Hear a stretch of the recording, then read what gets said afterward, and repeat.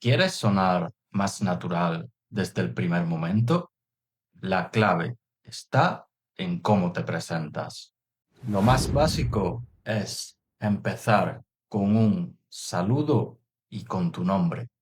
Hola, me llamo Juan. Mucho gusto, yo soy Ana.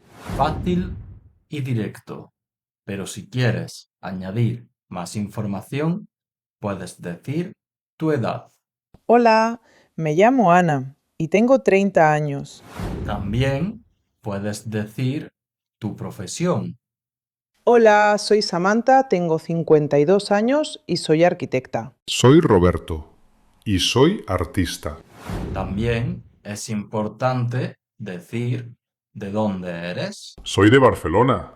Nací en Londres, pero ahora vivo en México. Soy de Texas, pero trabajo en Guatemala. Si te está gustando el vídeo, dale like y suscríbete. Y si quieres una clase de conversación totalmente gratuita y de prueba, envía un correo a charlaspanish2025@gmail.com. Te lo dejo en el comentario fijado.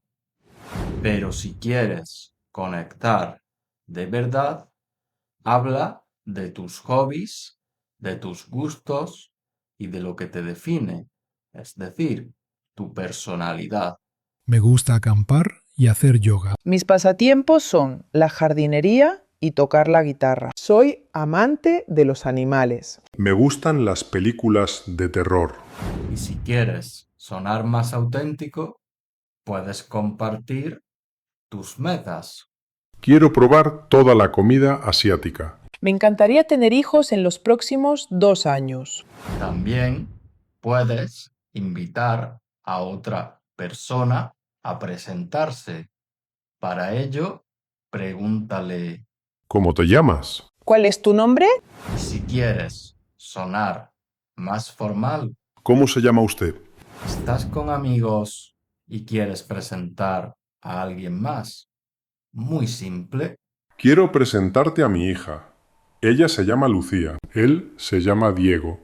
También estudia en la universidad. Y para cerrar con broche de oro, puedes decir estas frases. Mucho gusto. Es un placer conocerte. El placer es mío.